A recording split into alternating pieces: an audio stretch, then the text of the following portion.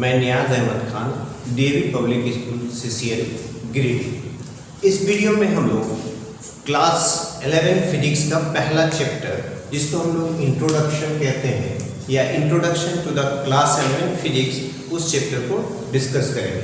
ये चैप्टर बहुत आसान सा एक चैप्टर है। इसमें आपको थोड़ा सा नॉलेज रखना है। पहला कि what is physics, then physics का जो डेफिनेशन निकल के आता है, it is an organized, systematic and formulated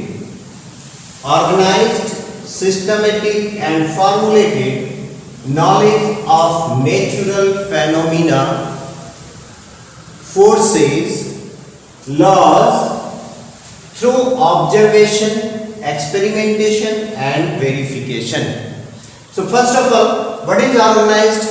Anything, जो भी चीजें, जो भी घटनाएं, जो भी नेचुरल फेनोमिना हम लोग डिस्कस करेंगे, या जो भी नेचुरल फेनोमिना को हम एक्सप्लेन करना चाहेंगे, तो सबसे पहले तो हम एक तरीके से, एक सिस्टमेटिक ढंग से उसको ऑर्गेनाइज करके उसके सारे डाटा को लिखना पड़ेगा। दूसरा, सिस्टमेटिक होना चाहिए। वो जो डाटा आपने कलेक्ट किया, उन डाटा को किसी न किसी आधार पे उसको अरेंज होना चाहिए। फिर फॉर्मूले, उसमें फॉर्मुलेशन करेंगे। लेकिन इसके अंदर स्टडी जो करना है हमको, वो नेचुरल फेनोमिना को करना है। मतलब एक ऐसा नेचुरल घटना, सपोज दैट कोई बाइक से चला जा रहा है, सडनली वो स्किप कर गया और वो गिर गया। क्यों गिरा, कैसे गिरा, वो सारा इंफॉर्मेशन को ऑर्गेनाइज करना होता है। ऑर्गेनाइज करके उसको सिस्टमेटिकली ऑर्गेनाइज करना है, एंड देन फॉर्मुलेट करना है, एक्सप्लेन करना है। तो ऑब्जर्वेशन जो है वो मस्ट है। फिजिक्स में आप जिस भी नेचुरल फेनोमिना को अगर आप डिस्कस करना चाहते हैं, तो सबसे पहले आपको मीन ऑब्जर्वर होना पड़ेगा। So through out the class 11 physics या 12 फिजिक्स या जहां भी है, आप जब भी किसी नेचुरल फेनोमिना को आइदर न्यूमेरिकल पार्ट में या थ्योरेटिकल पार्ट में एक्सप्लेन करेंगे, तो आपको एक मीन ऑब्जर्वर होना पड़ेगा। यानी उस घटना से रिलेटेड हर एक इंफॉर्मेशन को बहुत ही ध्यान से आपको देखना है। आपको उस प्रॉब्लम में इन्वॉल्व होना है। फिर एक्सपेरिमेंटेशन, उस ऑब्जर्वेशन के आधार पे जो ऑब्जर्वेशन आया, अगर आप वहां प्रेजेंट नहीं हैं, तो आप क्या करेंगे कि उसको लैब में उस पर एक्सपेरिमेंट करेंगे कि इस तरह की घटनाएं हुई, ये हुई, इस तरह का सिस्टमेटिकली सारे चीजों को करेंगे, एंड देन उसमें से कंक्लूजन निकालेंगे कि ये चीजें हुई होगी। फिर आपको अलग अलग तरीके से उसको पुट करके, उसका एक्सपेरिमेंट करके देन वेरीफाई भी करना है। ये नहीं कि हम एक बार किसी ऑब्जर्वेशन को लिए, उसका कंक्लूजन निकाले, एक्सपेरिमेंट किया, एंड वंस एक ही बार में ये हमारा निकल के बाहर आ गया कि दिस वाज द रीजन, ये कारण रहा, तो ये वहां पे नहीं सूटेबल होता है। तो इसको बार बार वेरीफाई करना पड़ता है। फॉर एग्जाम्पल, अगर आप लोग ओम्स के लॉ को क्लास 10 में पढ़े थे, तो ओम्स के लॉ में सीधा सीधी कहा गया था कि I is proportional to V या V is proportional to I। लेकिन हम वहां सेटिस्फाई नहीं हुए थे, तो हम लोगों ने वहां पे एक एक्सपेरिमेंट किया था। याद होगा, उस एक्सपेरिमेंट में हमने VI ग्राफ ड्रॉ किया था। कौन सा ग्राफ ड्रॉ किया था? VI ग्राफ या IV ग्राफ ड्रॉ किया था। तो उस एक्सपेरिमेंट को करते समय हम जब ऑब्जर्वेशन ले रहे थे, तो एक बार नहीं, 2 बार, 3 बार, 4 बार, जितना बार हो सके हम उसको, उस ऑब्जर्वेशन को लेकर के, उस एक्सपेरिमेंट को बार बार करके अलग अलग ढंग से फिर हम उसको वेरीफाई करते हैं। तो फिजिक्स में का जो डेफिनेशन है वो ऑर्गेनाइज होना चाहिए।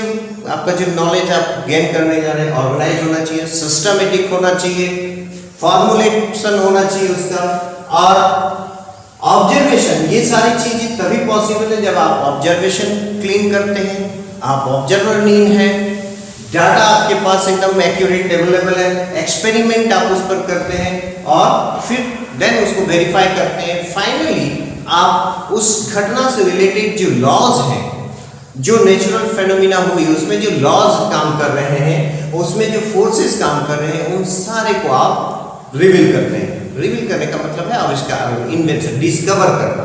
जैसे वैसी चीजें, वैसी घटनाएं जो वैसे फिजिकल फेनोमिना जो यूनिवर्स के फॉर्मेशन के बाद से है, लेकिन वो काम कर रहा है, बट हम उसको अच्छे से एक्सप्लेन नहीं कर सकते हैं, जानते नहीं थे। अचानक से, जैसे ग्रेविटेशन, ये तो शुरू से ही वर्किंग है। ऐसा नहीं कि न्यूटन के आने के बाद एक ग्रेविटेशन था, न्यूटन ने वो सारी प्रक्रिया से गुजर करके उस नेचुरल फेनोमेना को डिस्कवर किया जिसको ग्रेविटेशन कहते हैं। ग्रेविटेशन ऑलरेडी था। सो डिस्कवरी, रिबलिंग द लॉज, नेचर में जो लॉज काम कर रहे हैं हर एक ऑब्जेक्ट के बीच में, हो सकता है अभी बहुत सारे ऐसे लॉज हैं जिसके बारे में हमें नहीं पता हो, बट इट्स वर्किंग। तो हम उन घटनाओं को, नेचुरल फेनोमेना को देख करके, उसका एक्सपेरिमेंटेशन करके, ऑब्जर्वेशन करके, वेरिफिकेशन करके हम लोग फिर उन घटनाओं को, उन नई चीज़ों को, उन लॉज को, उन फोर्सेस को रिवील करते हैं, निकालते हैं ध्यान से।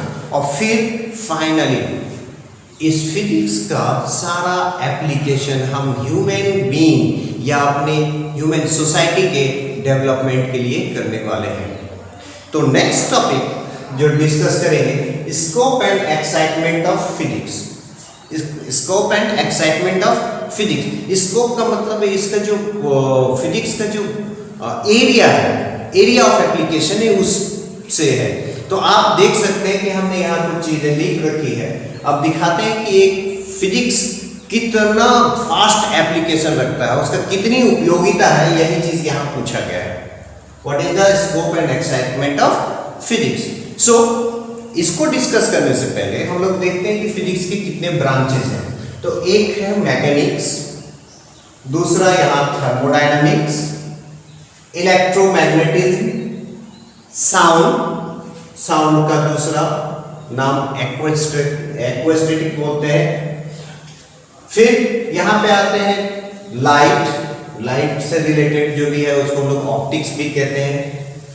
एक है यहाँ nuclear physics, quantum mechanics and relativity. इतना एप्लीकेशन फिजिक्स का है जो एक सिंपल हमें जनरल दिखता है। इसके अलावे इन सारे टॉपिक्स के बहुत डीप अगर स्टडी में जाते हैं तो ये भी कई पार्टों में डिवाइड हो जाता है। तो हम लोग एक एक करके डिस्कस करते हैं, फिर बताता हूँ। दीज आर द ब्रांचेज, ये वो ब्रांच है फिजिक्स का, वो शाखाएं हैं फिजिक्स का जहाँ फिजिक्स का एप्लीकेशन है। और फिजिक्स का एप्लीकेशन बहुत ही वास्ट है, बहुत ही वाइड रेंज में है। यही इसको हम लोग डिस्कस करने जा रहे हैं। तो नेक्स्ट पहला है mechanics. Mechanics is the branch of physics which deals with the motion of object. अब ऑब्जेक्ट का जो मोशन है वो दो तरह से डिफाइंड है। एक रुका हो सकता है, वहां मोशन उसका जीरो है, लेकिन एक चल रहा है, मोशन में है। तो मैकेनिक्स को फिर दो पार्ट में बांटा गया है, kinematics and dynamics. Kinematics part वो पार्ट है ऑब्जेक्ट मोशन का जहां हम उसका मोशन को डिस्क्राइब तो करते हैं, लेकिन मोशन किस वजह से हो रहा है, मोशन में, उस मोशन में किस तरह के फोर्सेस काम कर रहे हैं, उसके बारे में हम वहां कोई स्टडी नहीं करते हैं।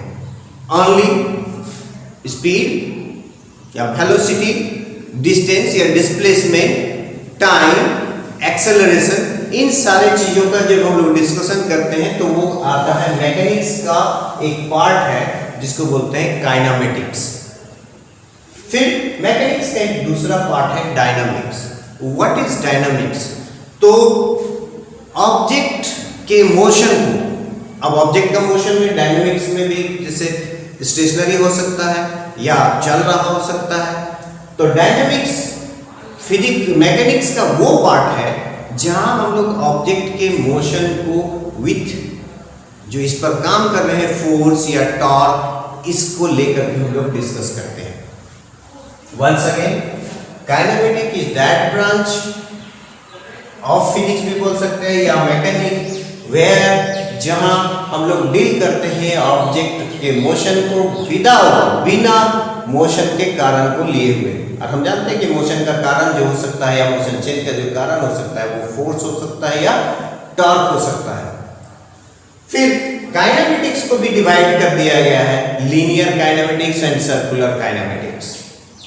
तो आप देखिए कि एक छोटा सा एक सिंपल सा जो मेरा पार्ट था, ब्रांच था, वो भी कितने ब्रांचेस में फिर डिवाइड हो जाते हैं। तो जो scope and excitement of physics है ये बहुत ही वास्ट होने जा रहा है। नेक्स्ट आते हैं थर्मोडायनेमिक्स। थर्मोडायनेमिक्स फिजिक्स का वो ब्रांच है जहां हम लोग जनरली हीट से रिलेटेड टॉपिक्स को पढ़ते हैं। हीट से रिलेटेड टॉपिक्स यानी एक बॉडी के पास हीट, इंटरनल एनर्जी, उसका टेम्परेचर, उसका वॉल्यूम, प्रेशर, इन सारी चीज़ों से रिलेटेड चीज़ें हम लोग इस हाइड्रोडायनेमिक्स पार्ट में पढ़ते हैं। नेक्स्ट आते हैं इलेक्ट्रोमैग्नेटिज्म। ये यूनिफाइड है। जब आप क्लास 12 में पढ़ेंगे तो आपको मिलेगा दो पार्ट, एक इलेक्ट्रोस्टैटिक, एक आ जाएगा आपका मैग्नेटिक इफेक्ट ऑफ करंट या करंट और मैग्नेटिज्म। तो वहाँ वो अलग अलग रूप में मिलेगा, लेकिन एक्चुअल में फिजिक्स का ये जो तीन पार्ट है इसको यूनिफाई किया गया है, यूनिफाइड है। ये शुरू से साइंटिस्टों का एक ये रहा है कि जो नेचुरल लॉज हैं या जो नेचर में जो डिफरेंट चीज़ें हैं, कहीं ना कहीं ये यूनिफाई हो सकता है, एक सिंगल फार्मूला में कन्वर्ट हो सकता है। तो मैक्सवेल नाम का एक साइंटिस्ट था, जिस साइंटिस्ट ने सबसे पहले कोशिश किया कि हम इलेक्ट्रोस्टैटिक्स को और मैग्नेटिज्म को, ये दोनों को कंबाइन करें। और कंबाइन करने का फायदा ये हुआ कि उसने चार इक्वेशन, दो इलेक्ट्रोस्टैटिक्स से और दो मैग्नेटिज्म से, ये चार इक्वेशन लेकर के एक नया इक्वेशन का फॉर्मेशन किया और उसने उन दोनों पार्ट को यूनिफाई कर दिया। यानी अब पूरा इलेक्ट्रोस्टैटिक या पूरा मैग्नेटिज्म को हम लोग केवल एक उन चार इक्वेशन के थ्रू हम लोग स्टडी कर सकते हैं। That is called unification of the different branch. और भी आगे ये काम बढ़ा है, लेकिन वहाँ तक हमें नहीं जाना है। तो इलेक्ट्रोमैग्नेटिज्म जो है वो तीन डिफरेंट पार्ट से है। एक है इलेक्ट्रोस्टैटिक।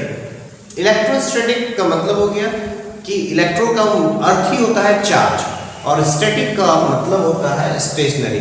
तो यहाँ पे इलेक्ट्रोडायनेमिक्स के इस ब्रांच में, इलेक्ट्रोस्टैटिक में, हम लोग चार्ज एट रेस्ट का जो इफेक्ट है, उसका जो प्रभाव है, उसको हम लोग स्टडी करते हैं। दूसरा बात है इलेक्ट्रोडायनामिक्स। यहाँ पे पढ़ते हैं हम लोग चार्ज इन मोशन के इफेक्ट के बारे में। और चार्ज इन मोशन एक सिंपल सा कंसेप्ट है जो आप तुरंत समझ जाएंगे कि चार्ज इन मोशन, तो चार्ज इन मोशन आप लोग पढ़ चुके हैं और वो था क्लास 10 में आपका करंट। वहाँ पे आप करंट को पढ़ रहे थे, मैग्नेटिक इफेक्ट ऑफ करंट पढ़े थे। तो एक्चुअली में वो आप इलेक्ट्रोडायनेमिक्स का ही पार्ट पढ़ रहे थे, जहाँ आप चार्ज इन मोशन को डिस्कस कर रहे थे। तो electrodynamics is that branch of physics where we discuss with the charge in motion. Vast हो जाता है ये आगे जाकर के, लेकिन हम लोग क्लास 12th लेवल में केवल हम यूनिफॉर्म मोशन को पढ़ेंगे और एकदम थोड़ा सा एक टॉपिक रहेगा इलेक्ट्रोमैग्नेटिक वेव, वहाँ पे हम लोग चार्जिंग एक्सेलरेशन को पढ़ेंगे। लेकिन मेनली जो हम लोग क्लास 12 में पढ़ेंगे वो इलेक्ट्रोडायनामिक्स यानी कि चार्जिंग यूनिफॉर्म मोशन को पढ़ेंगे। चार्जिंग एक्सेलरेशन को बहुत लिटिल एक्सप्लेन किया गया है, इसलिए वहाँ हम लोग उतना ज़्यादा उसको नहीं पढ़ने वाले हैं। नेक्स्ट ब्रांच और नेक्स्ट जो ब्रांच है जहां हम फिजिक्स का स्कोप पाते हैं वो है साउंड, एक्वेस्टिक। साउंड और एक्वेस्टिक क्लास 10 में आप लोग थोड़ा सा पढ़े हैं साउंड के बारे में। तो साउंड के लिए एक अलग से ही ब्रांच बना हुआ है कि वहाँ हम साउंड का इफेक्ट को पढ़ते हैं या साउंड के बारे में पढ़ते हैं। ये भी फिजिक्स के उस ब्रांच में आता है। नेक्स्ट आते हैं nuclear physics, nuclear and atomic physics and atomic physics. Nuclear and atomic physics में हम लोग माइक्रोस्कोपिक वर्ल्ड को पढ़ते हैं। माइक्रोस्कोपिक वर्ल्ड यानी कि एटम का जो स्ट्रक्चर है उसका स्टडी, एटम के न्यूक्लियस में हो रहे सारे जो नेचुरल फोर्सेस है या नेचुरल जो फेनोमेनन्स है उनका स्टडी हम इस न्यूक्लियर फिजिक्स या एटॉमिक फिजिक्स के अंडर करते हैं। ये भी आपको क्लास 12 में ये पार्ट आपको थोड़ा सा डील करना है। ये आएंगे हम लोग radio activity, atomic physics, nuclear physics, ये सारी चीज़ें हमको क्लास 12 में पढ़नी होती है। नेक्स्ट है light and optics. This part you have already discussed in class 10। आप क्लास 10 में इसको पढ़ चुके हैं। छोटा सा एक सिंपल सैंपल पढ़ाया आपने, लेकिन ये बहुत वास्ट रेंज रखता है और इसका जो एप्लीकेशन है हमारे डेली लाइफ में वो भी बहुत वास्ट है। तो रे ऑप्टिक्स, लाइट में दो पार्ट है, रे ऑप्टिक्स और दूसरा है wave optics. What is ray optics? Ray optics वहाँ है जहाँ आप सारी चीज़ें डायग्रामेटिकली पढ़ रहे थे। जैसे आप लेंस में जब पढ़ रहे थे तो रिफ्लेक्शन और रिफ्रैक्शन को आप डायग्रामेटिकली पढ़े जा रहे थे। आप सारा रिफ्लेक्शन और रिफ्रैक्शन को डायग्राम बना रहे थे, चाहे वो मिरर से हो चाहे वो लेंसेज से हो। तो ये आपका रे ऑप्टिक्स एक पार्ट है जहाँ आप पूरा लाइट को एज ए रे और इन रे डायग्राम के टर्म में आप लोग पढ़ते हैं। इसका एप्लीकेशन है, एक्साइटमेंट भी हम लोग डिस्कस कर रहे थे, तो इसका एप्लीकेशन भी आता है। इसका एप्लीकेशन कहाँ है? जो हम लोग अपने लिए जो लेंसेज बनाते हैं, अपने लिए जो बायनोकुलर्स बनाते हैं, अपने लिए जो माइक्रोस्कोप बनाते हैं, ये सारा चीज इस ब्रांच के थ्रू आता है। जब तक हम इस ब्रांच का स्टडी नहीं करते हैं तब तक हम उन सब चीज़ों को बनाने के लिए लायक नहीं होते हैं, तो हम इससे नहीं बना सकते। अब वेव ऑप्टिक्स ये वो पार्ट है जिससे हम बहुत सारे नेचुरल फेनोमिनास को, जैसे फोटो इलेक्ट्रिक इमिशन हो गया, डिफ्रैक्शन हो गया, आपका पोलराइजेशन हो गया, इन सारे चीज़ों को, इसका भी हम अभी एक्साइटमेंट आपको बताएंगे। इसका जो एप्लीकेशन है टू द ह्यूमन सोसाइटी वो भी हम डिस्कस करेंगे। फिर आते हैं quantum mechanics. Quantum mechanics microscopic world का जो एनर्जी स्टेट्स है, माइक्रोस्कोपिक वर्ल्ड का और डिटेल्स, सब एटॉमिक पार्टिकल्स, यानी कि आप जा सकते हैं कि एनर्जी फॉर्म में जब है, हम लोग इलेक्ट्रॉन्स को जानते हैं, ये मैटेरियल फॉर्म में है, इसकी साइज है, इट कैन बी विजिबल, ये देखा जा सकता है। लेकिन उसी इलेक्ट्रॉन को जब तोड़ते हैं और उससे अंदर झांकने की कोशिश करते हैं तो वो जो एनर्जी फॉर्म में रहता है, उस एनर्जी फॉर्म का यहाँ पे स्टडी है। नेक्स्ट है relativity. Einstein, the great scientist in the world, greatest scientist in the world, ये जो है इसका डिस्कवरी आइंस्टाइन ने एक सिंपल सा कंसेप्ट से किया था। और वो कंसेप्ट से कहा था कि क्या हम एक चीज़ को जो रुके हुए देखते हैं, किसी घटना को, क्या चलते हुए भी उसी घटना को उसी रूप में देखते हैं? बस सिंपल सा है। हम यहाँ पे थोड़ा सा लिटिल एक्सप्लेनेशन देंगे कि हम ट्रेन में बैठ कर भी पाते हैं कि ये चौक वर्टिकली अप गया, वर्टिकली डाउन गया चलते हुए ट्रेन में। तो क्या नीचे जो खड़ा आदमी है वो भी इसको वर्टिकल देखता होगा कि वर्टिकल गया और वर्टिकल आया? अगर ऐसा हुआ होगा तो नीचे वाला आदमी के लिए तो फिर ये तो उसके हाथ में जो अंदर जिसने फेंका था उसके हाथ में वापस नहीं आना चाहिए। तो पाया गया कि ये जब हम ट्रेन के अंदर बैठ के जब इसको हम थ्रो करते हैं तो ये वर्टिकली डाउन है। लेकिन अगर देखा जाए तो उसी दौरान हम थोड़ा ट्रेवल कर गए हैं तो नीचे वाला आदमी इसको ऐसा आता हुआ देखेगा, एक प्रोजेक्टाइल की तरह। तो ये सिंपल सा कंसेप्ट रिलेटिविटी को लेके गया। बहुत सारा ऐसा है, जैसे फार्मूला आपको कॉपी में फ्रंट पेज पे जो कवर पेज होता है, बुक में कवर पेज पे आपको दिख जाएगा E = mc²। ये भी इसी रिलेटिविटी का ही देन। ग्रेविटेशन का जो एक्सप्लेनेशन अब नया आ रहा है, पहले हम लोग ग्रेविटेशन के बारे में जान रहे थे कि gravitation is the force of attraction between two masses. वो हम लोग क्लास 9 में पढ़े थे, आगे भी क्लास 11 में भी यही चीज़ पढ़ेंगे। लेकिन जब रिलेटिविटी पढ़ेंगे हायर क्लासेस में तो हम पाएंगे कि रिलेटिविटी ये बताता है कि जो ग्रेविटेशन है वो एक्चुअली स्पेस और टाइम को कर्व है।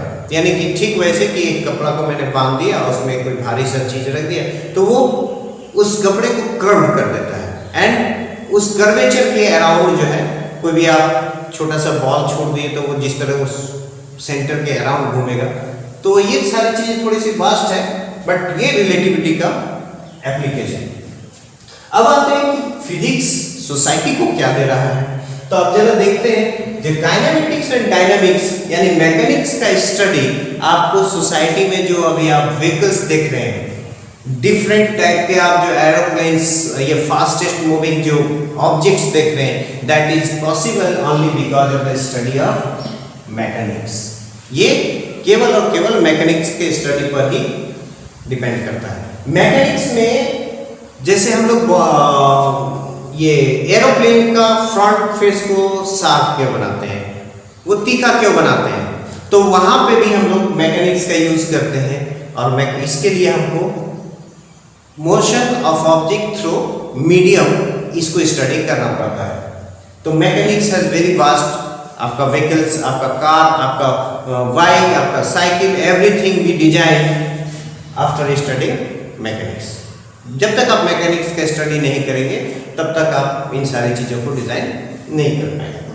थर्मोडायनेमिक्स क्या देता है, तो फ्रिज एंड रेफ्रिजरेटर जो आप देख रहे हैं आपके घर में बना हुआ है, या ये आपको सोसाइटी में या आपको हेल्प कर रहा है, तो that is because of the study of thermodynamics. फिर आते हैं इलेक्ट्रोमैग्नेटिज्म। इलेक्ट्रोमैग्नेटिज्म का क्या है, जो इलेक्ट्रिक करंट आप पढ़ रहे हैं, वो इलेक्ट्रिक करंट का जो आउटकम है वो इसी इलेक्ट्रोमैग्नेटिज्म से आता है। Sound, study of sound enable us to design the auditorium. आप किसी ऑडिटोरियम को कैसे डिजाइन करेंगे, इसका स्टडी एक्यूस्टिक्स या साउंड से आपको पता चलता है। दूसरा, साउंड से क्या ऑडिटोरियम या साउंड का और भी एप्लीकेशन, जैसे सिंपल सा आपने सुना होगा सोनार नाम, सोनार, रडार, ये सब बेस्ड है साउंड पर। सोनार चूंकि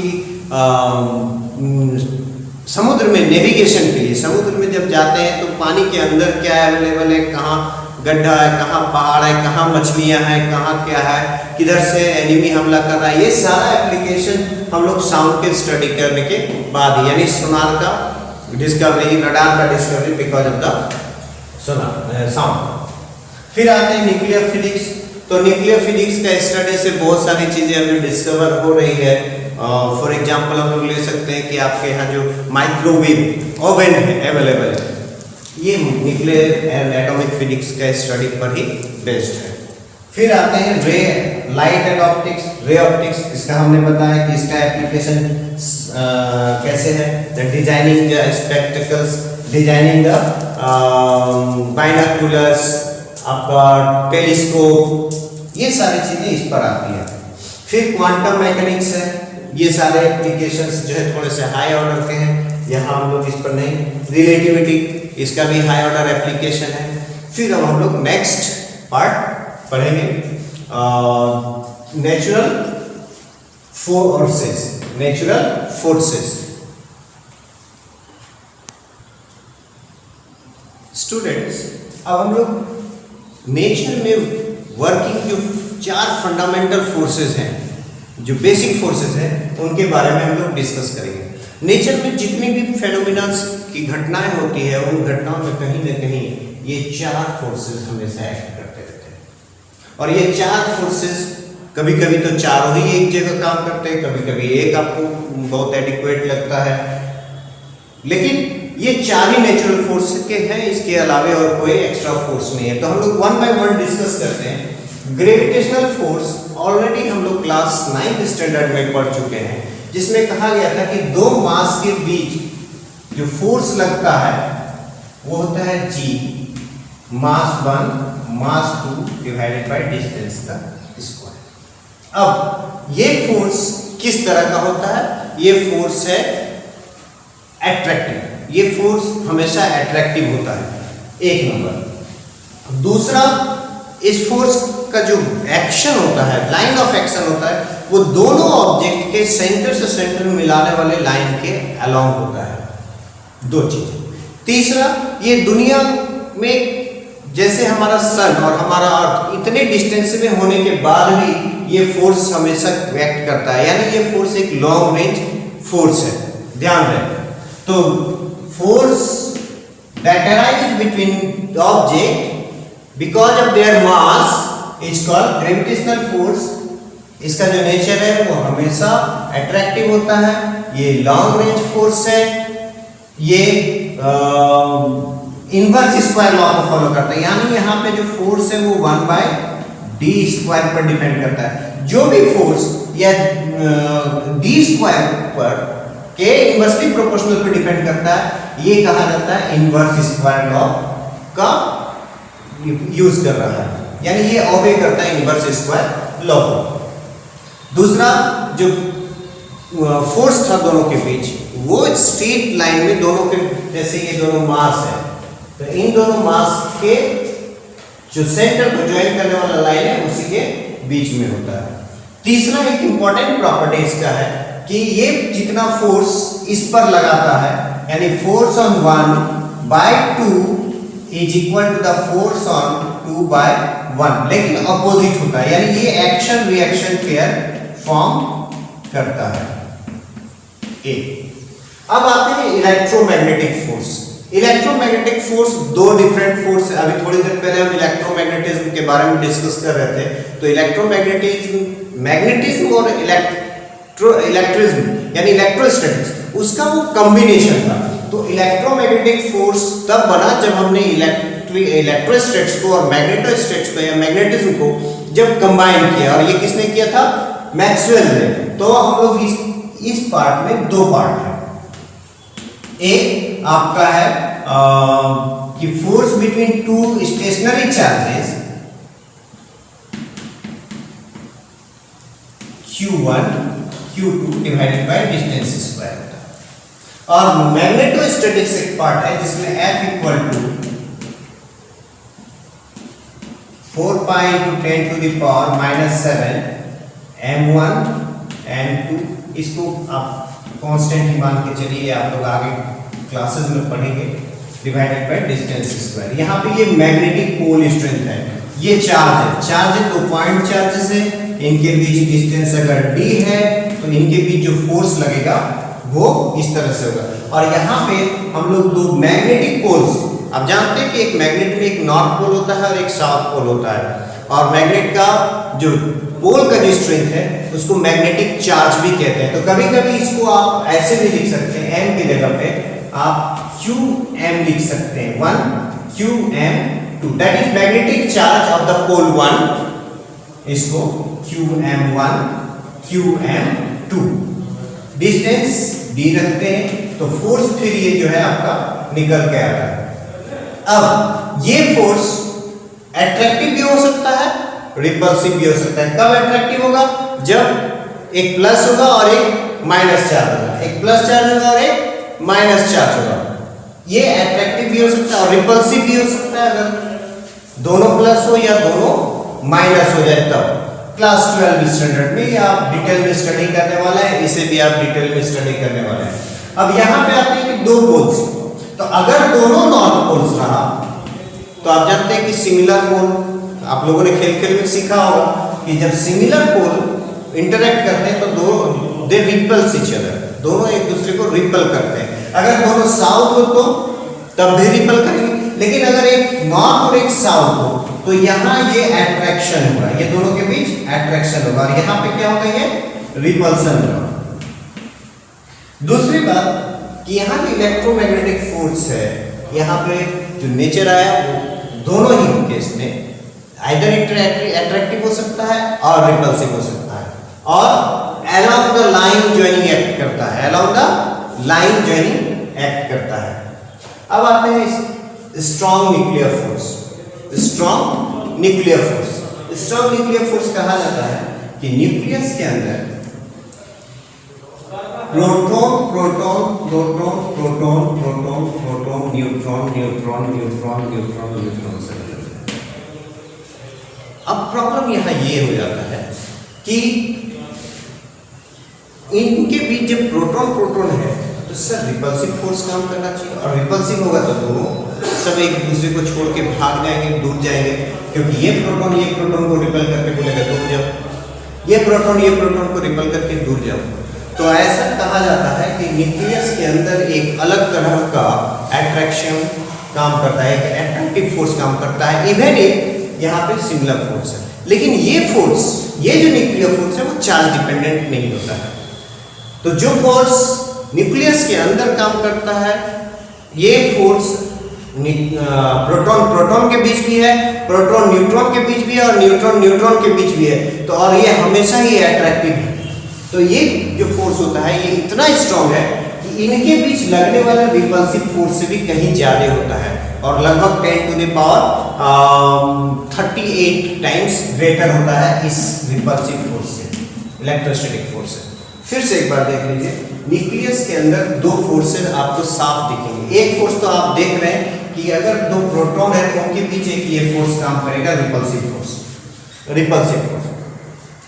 तो फिर ये न्यूक्लियस के अंदर स्टेशनरी कैसे है? न्यूक्लियस के अंदर एक अलग टाइप का इंटरेक्शन काम करता है जो कि चार्ज पे डिपेंड नहीं करता है। तो चार्ज पे डिपेंड नहीं करता है इसका मतलब, ना ही मास पे डिपेंड करता है। तो इनके बीच आपस में कुछ न कुछ एक एक्सचेंज होता रहता है, जिसकी वजह से दोनों ये सारे पार्टिकल्स अपने जगह पे यूनाइट रहते हैं, वो दूर छोड़कर जाना नहीं चाहते। और ये एक्सचेंज इंटरेक्शन, इस इंटरेक्शन से 10⁻38 टाइम मोर होता है, सॉरी 10⁻2 टाइम मोर हो जाएगा। नेक्स्ट हो गया कि ये ग्रेविटेशनल फोर्स से 10⁻38 टाइम्स ज्यादा होता है। अब आते हैं कि ये फोर्स क्या सेंट्रल फोर्स है? सेंट्रल फोर्स मैंने कहा था कि जो फोर्स अलोंग द लाइन जो है काम करता है वो सेंट्रल फोर्स होता है। तो यहाँ ये सेंट्रल फोर्स दिखा, ये भी लाइन जोइनिंग काम करेगा, ये भी सेंट्रल फोर्स दिखा, ये भी लाइन जोइनिंग काम करता है तो ये भी सेंट्रल फोर्स दिखा, लेकिन ये नॉन सेंट्रल फोर्स है। दूसरी बात, ये मास डिपेंडेंट था, ये चार्ज डिपेंडेंट था, ये मैग्नेटिक चार्ज डिपेंडेंट था, लेकिन ये एक्सचेंज फोर्स है एक तरह का। न्यूक्लियस के अंदर कुछ ऐसे पार्टिकल्स होते हैं, सब एटॉमिक पार्टिकल्स होते हैं जो प्रोटॉन और न्यूट्रॉन के बीच में लेन देन चलता रहता है, और जहाँ पे लोगों के बीच में लेन देन चलता रहता है वहाँ सोसाइटी बनी रहती है, और वो सोसाइटी उतनी ही मजबूत होती है। ठीक उसी तरह से इस न्यूक्लियस के अंदर प्रोटॉन और न्यूट्रॉन के बीच में एक पार्टिकल है जिसको मेसॉन कहा जाता है। उस मेसॉन पार्टिकल का एक्सचेंज होता रहता है, और उस एक्सचेंज की वजह से इनके बीच रिपल्सन होने के बाद भी वो लोग यूनाइट रहते हैं कि हमको अपनी ज़रूरत की चीज़ें यहाँ एक्सचेंज करने में आसानी होती है, तो हम उस रिपल्सन को भूल जाते हैं और अपना सोसाइटी को बनाए रखते हैं। ये स्ट्रॉन्ग न्यूक्लियर फोर्स है। फिर आते हैं, एक होता है वीक न्यूक्लियर फोर्स। अच्छा, one more important thing, strong nuclear force जो है चार्ज इंडिपेंडेंट के अलावे ये एक शॉर्ट रेंज फोर्स है। अगर ये दो प्रोटॉन अगर थोड़ी सी दूर निकल जाए, लगभग 10⁻⁻15 मीटर से अधिक ये बढ़ जाए, तो इनके बीच फिर वो रिपल्सन फोर्स यानी रिपल्सिव फोर्स डोमिनेट करने लगेगा न्यूक्लियर फोर्स के, तब वो दूर जाने के लिए अब तैयार हो जाएगा। लेकिन वो जितना क्लोज रहते हैं वहाँ एक्सचेंज जितना अधिक होता है, न्यूक्लियर फोर्स उतना स्ट्रांग रहता है। तो ध्यान रहे कि स्ट्रांग न्यूक्लियर फोर्स बहुत ही शॉर्ट रेंज फोर्स है, और विदिन 10⁻⁻15 मीटर के रेंज में ही काम करेगा। 1 फर्मी कहते हैं इसको, 1 फर्मी मीटर के रेंज में ही काम करेगा। अगर पार्टिकल्स के बीच अगर डिस्टेंस इससे ज़्यादा हो जाएगा तो स्ट्रांग न्यूक्लियर फोर्स काम नहीं करेगा। अब एक चौथा तरह का वीक न्यूक्लियर फोर्स है।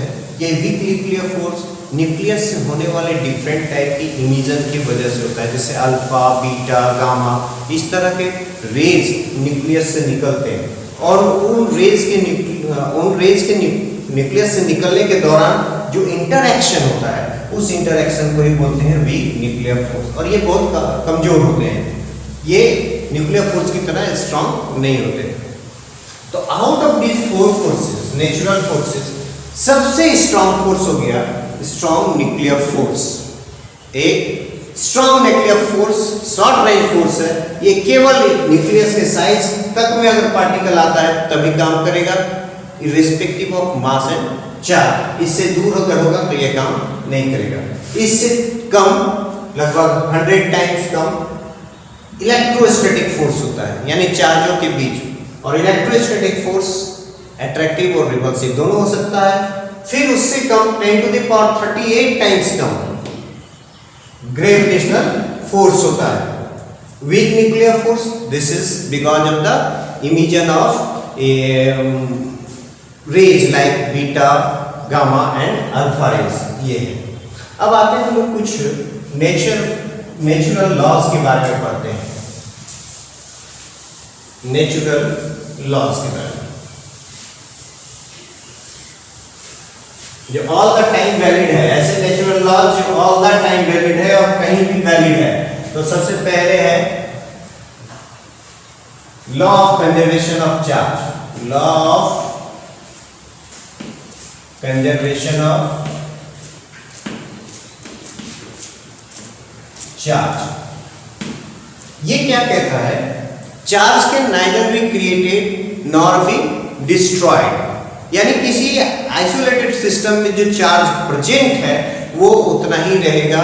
अगर सिस्टम के अंदर कोई भी प्रोसेस चल रहा हो उससे कोई मतलब नहीं है। फॉर एग्जांपल कि सपोज दैट अगर मेरे पास यहाँ पे आइसोलेटेड एरिया रीजन है जहाँ दो ऑब्जेक्ट है, इसके पास चार्ज है Q1 और इसमें चार्ज है Q2, इसमें Q3 और इसमें Q4, और तो टोटल चार्ज इस आइसोलेटेड का मतलब होता है एक ऐसा सिस्टम जो बाहर कुछ भी एक्सचेंज नहीं करेगा, ना बाहर से कुछ एक्सचेंज करेगा, ना ये अंदर कुछ लेगा और ना कुछ देगा।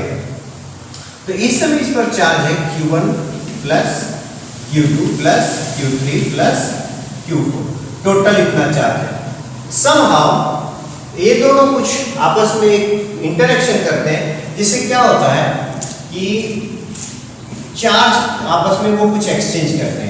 तो इसमें से ये Q1 यहाँ रहा, Q2 इसमें चला गया और इसमें चला गया Q4, तो यहाँ पे आपका Q2 आ जाएगा और यहाँ आपका Q3 है और Q4 आ जाएगा यहाँ। अब अगर आप देखें ये एक्सचेंज को दिखा रहा है, ये काउंटिंग में नहीं, ये एक्चुअली यहाँ आ गया है। तो टोटल चार्ज यहाँ पे आपको क्या दिखेगा? Q1 plus Q2 plus Q3 plus Q4। सो चार्ज अब भी उतने हैं जितना पहले था। तो law of conservation of charge कहता है charge can neither be created nor be destroyed. But इसको एक अलग ढंग से कहने का मेरे पास तरीका था कि आइसोलेटेड सिस्टम में उस सिस्टम के अंदर मौजूद ऑब्जेक्ट में चार्ज इधर उधर हो सकता है, लेकिन उस पूरे सिस्टम का चार्ज एज इट इज रह जाना है। दूसरा एक लॉज है law of conservation of mass. Law of conservation of मास, लेकिन ये पढ़ तो लेंगे हम, बट इसको हम थोड़ा सा ये मान के चलते हैं कि ये लोअर क्लासेस या लोअर स्टैंडर्ड के लिए ये काफी वैलिड है, लेकिन हायर स्टैंडर्ड में जाएंगे तो फिर ये अकेले ये law of conservation of mass valid नहीं होगा। थोड़ी देर में हम लोग बात कर लेंगे। तो लॉ ऑफ कंजर्वेशन ऑफ मास कहता है मास can neither be created nor be destroyed. आप लोग फिजिकल जो केमिकल इक्वेशंस थे उसमें आपने देखा होगा कि इधर जितना मास होता है रिएक्शन के बाद इधर इतना मास होना चाहिए। तो ये है लॉ ऑफ कंजर्वेशन ऑफ मास।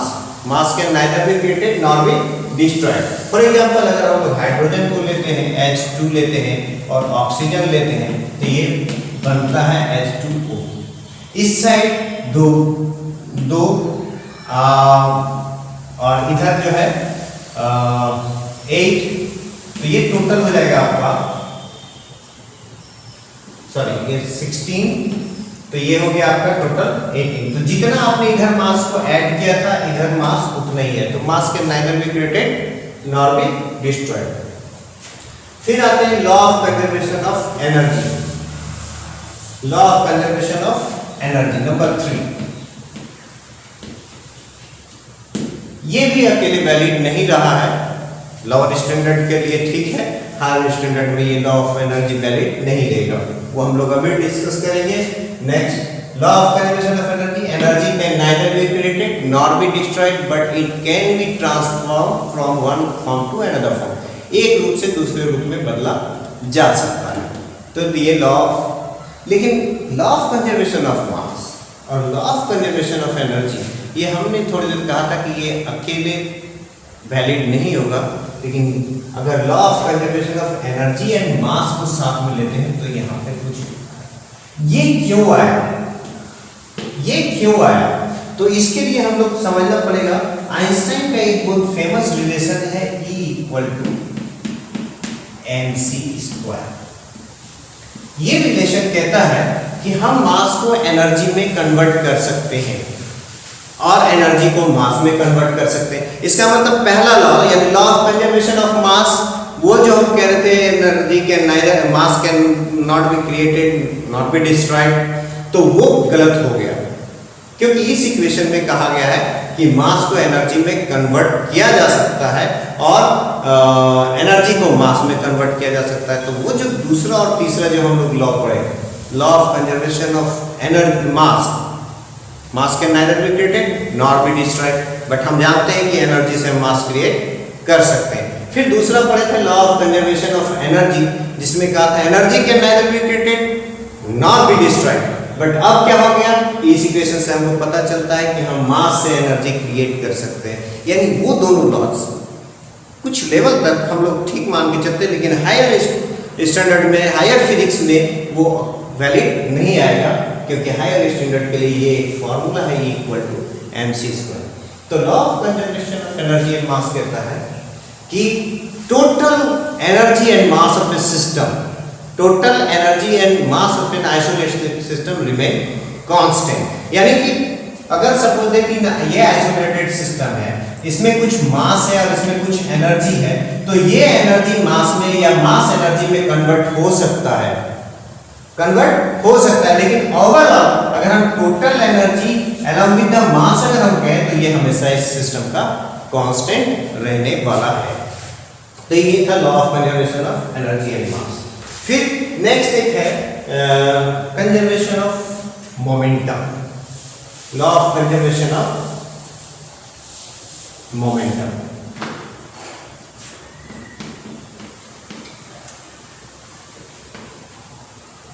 ये आप लोगों ने क्लास 9 में पढ़ा है, लेकिन मोमेंटम दो तरह के आएंगे, एक लीनियर मोमेंटम, लीनियर मोमेंटम यानी ये मोमेंटम जब मोशन स्ट्रेट लाइन में हो रहा हो। तो हम लोगों ने क्या पढ़ा था क्लास 9 में कि अगर किसी सिस्टम पे फोर्स नहीं काम करता हो तो सिस्टम का मोमेंटम ऑलवेज कांस्टेंट रहता है।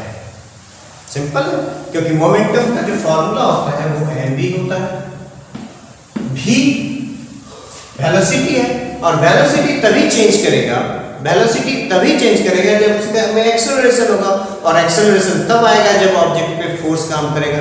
यानी अगर हम ऑब्जेक्ट पे फोर्स लगाते हैं, फोर्स अगर लगाते हैं तो फोर्स लगाने से एक्सेलरेशन आएगा, एक्सेलरेशन आने से वेलोसिटी बदल जाएगा, और वेलोसिटी बदलेगा तो मोमेंटम ऑटोमेटिकली, अभी mu है तो बाद में ये हो सकता है mv हो जाए, यानी मोमेंटम बदलेगा।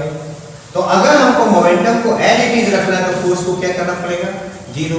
तो law of conservation of linear momentum कहता है कि if force on a system is equal to zero, force on a system is equal to zero, then change in momentum of the system remain constant. एक हो गया। फिर से ध्यान रखिए कि फोर्स अगर नहीं है, एक्सेलरेशन नहीं होगा, वेलोसिटी नहीं होगा, वेलोसिटी चेंज नहीं होगा, और वेलोसिटी चेंज नहीं रहेगा तो वो mv का वैल्यू यानी मोमेंटम का वैल्यू एज इट इज रहने वाला है, वो चेंज नहीं करेगा। दूसरा था ये एंगुलर मोमेंटम, एंगुलर मोमेंटम आपके लिए थोड़ा सा डिफिकल्ट है, क्योंकि वर्ड एंगुलर आ गया। तो एंगुलर वर्ड आता है रोटेशनल, एक ऐसी बॉडी का मोमेंटम जो रोटेट कर रहा हो, और रोटेशन फोर्स से नहीं होता है। रोटेशन हम लोग जो है दो चीजों से, सपोज दैट हम एक डोर है मेरे पास, इस डोर है, यहाँ से ये क्लैंप लगा हुआ है, हम चाहते हैं कि यहाँ पे फोर्स लगा के हम इसको घुमाएं, रोटेट कराएं, तो पॉसिबल नहीं है, तो हम यहाँ पर फोर्स लगाएंगे तो ये रोटेट करने लगेगा। यानी कि यहाँ पे हम आने पर एक ड्रम आता है जिसको बोलते हैं टॉर्क, जिसको बोलते हैं टॉर्क, और ये टॉर्क होता है इस पर लगने वाला फोर्स और इस डिस्टेंस का मल्टीप्लिकेशन से आएगा। We will study it in other topic जो क्लास 11 में ही है, वहाँ हम लोग पढ़े। लेकिन फिलहाल हम जानते हैं कि किसी भी चीज़ को रोटेट कराने के लिए किसी पॉइंट के अराउंड वहाँ हमें फोर्स चाहिए, और उस फोर्स को जहाँ लगा रहे हैं उसका डिस्टेंस होना चाहिए, ये बात ध्यान रखना है। तो जब हम लोग एंगुलर मोमेंटम कंजर्वेशन की बात करेंगे तो जानते हैं कि अगर हम टॉर्क नहीं लगाते हैं, यानी फोर्स कुछ डिस्टेंस लेकर के अगर नहीं लगाते हैं तो वो बॉडी रोटेट या उसका बॉडी का रोटेशन में कोई चेंज नहीं आएगा, यानी उसका एंगुलर वेलोसिटी में कोई चेंज नहीं आएगा। तो ये कहता है कि if torque on a body is equal to 0 then angular momentum of the system remain constant. Angular momentum of the system remain constant. तो ये सारी चीजें आप पढ़ लेंगे बाद में, फिर आपके अगले चैप्टर्स में है, लेकिन आपको अभी सिंपली एक जनरल कंसेप्ट दिया गया है, इंट्रोडक्शन दिया गया है, आप इसको देखिए। चूंकि ये पूरा चैप्टर, ये पूरा पार्ट थ्योरेटिकल है, नेक्स्ट वीडियो में हम लोग यूनिट एंड मेजरमेंट पढ़ेंगे। तब तक आप इसको अपने घर पे बढ़िया से पढ़िए, टेक्स्ट बुक से देखिए, जहां आपको प्रॉब्लम हो उसको आप अंडरलाइन कीजिए, बार बार उसको रिपीट कीजिए, अदरवाइज आप वीडियो को भी देख सकते हैं। Thank you.